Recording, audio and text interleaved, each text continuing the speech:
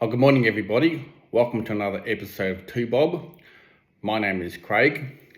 Today we're going to talk about atheism as a concept. Now, this video won't go for too long because atheism, it's not all that hard to deal with. Now, what is atheism? Well, atheism is merely the polar opposite of theism, isn't it? Now, just to summarize the three beliefs, you have theism, deism, and atheism. So basically, a theist believes in God, and they also believe in the possibility of supernaturalism. A deist, they believe in God, but they reject the possibility of supernaturalism. An atheist, they reject God, and they also reject the possibility of supernaturalism. So what is supernaturalism? Well, we understand the first concept we understand about God. You either believe in God or you don't. So what is supernaturalism? Well, a supernatural object is one which harbours a nature that supersedes our scientific capacity by design.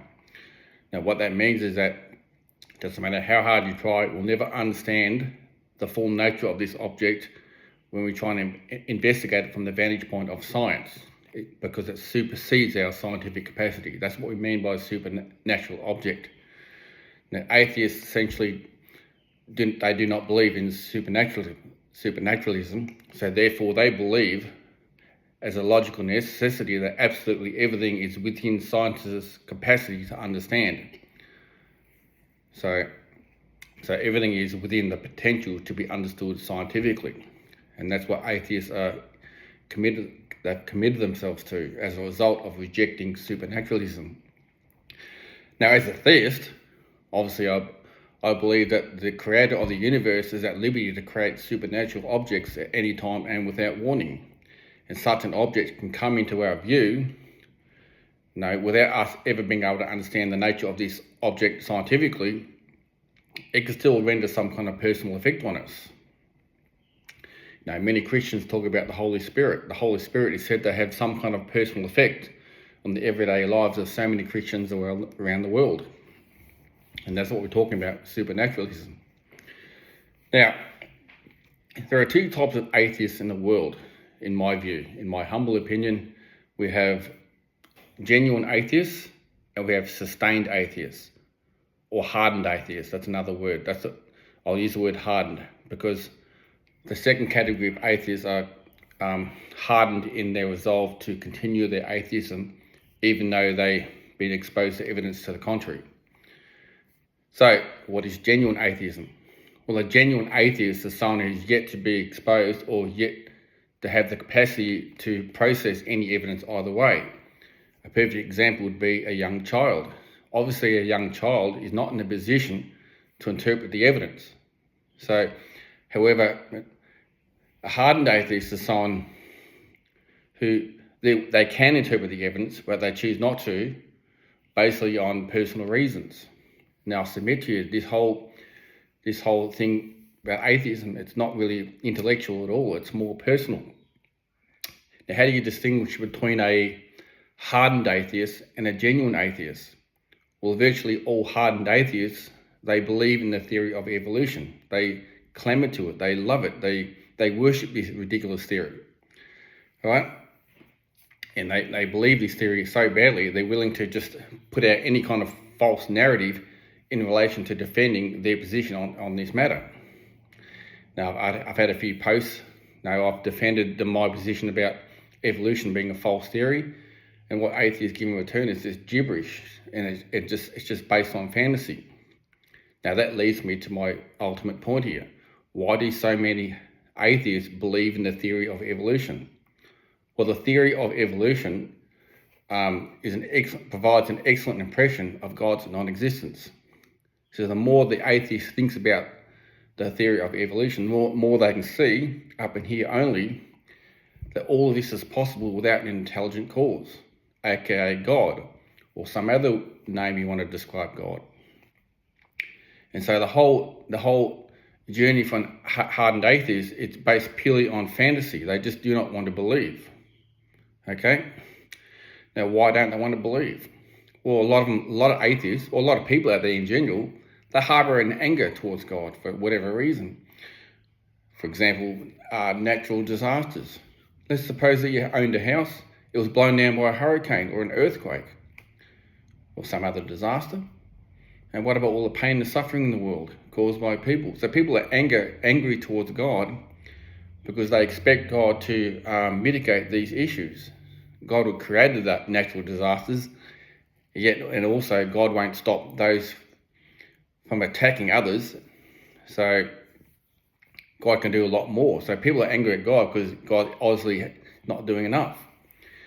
Now, you have a choice to either live with that anger or deal with it, which is even better, or you can allow that anger to manifest into hate. And I think a lot of atheists have this hatred towards God. They've allowed their original anger to manifest into hatred. And they believe in evolution because that's a projection of their hatred towards God. And every time they defend the theory of evolution, especially in the public square, it's basically them just giving God the middle finger. And I'll submit to you, that's what this is really all about. That's what atheism is all about. Okay, so my message to all you hardened atheists out there, sometimes you think he's all right, admit. Sometimes you're not always angry towards God. I don't think it's even possible to be angry towards God all the time. Just deal with that anger. There are some issues that you can resolve. For example, many people are angry towards God because there's so much pain and violence in the world. Yet, have a look at my post regarding free will. We have free will. Our freedom of will provides us with the capacity to simply act in a peaceful manner if we choose to. We don't have to be in it. We don't have to manifest our anger into hate. We don't have to do that. Atheists do not have to hate God. Now, even if you got to the point where you hate God, even then you can still turn back. It's like a weed. Imagine a young weed which turns in like a child weed, a little weed that turns into a big weed. But even the big weed can be plucked out.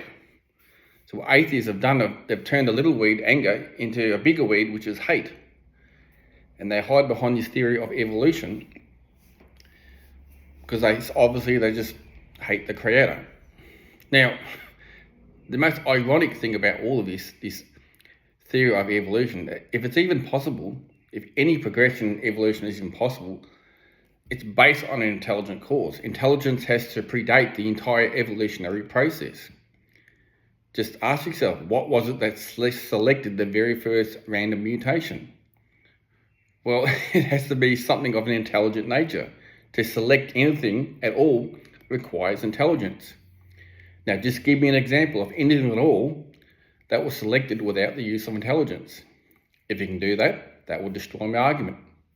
But I guarantee that you can't, because it's logically and fundamentally impossible. So, it's interesting that atheists, they cling to a theory which ultimately points them back to the very being they're running away from in the first place. It's childish. It's just so petulant. But anyway, all you atheist people, I don't hate you. I wish nothing but the best for you and your family. This is not a hate video at all. It's all this love. That's what I have towards all people, including atheists. And that's the purpose of this video, is to simply provide you with the capacity to change your attitude. To give you the impetus to change your attitude. And that's what I'm doing today. That's what I'm doing this morning on this lovely morning here in Brisbane. So this is a short video, so I won't take too much of your time. So atheism. Please just think about it. The theory of evolution is just complete and total nonsense. So if you accept the fact that the theory of evolution is complete utter nonsense, then there's nothing to tether your atheism. All right, you got nothing there. So just you're free now. So you're free to actually consider everything from a common sense point of view. It's just obviously the universe is a product of intelligent design. At some point in the past, a creator God simply made all this for us, I believe. Anyway, that's all I have to say about the matter. So I'll see you at the next video. Bye-bye.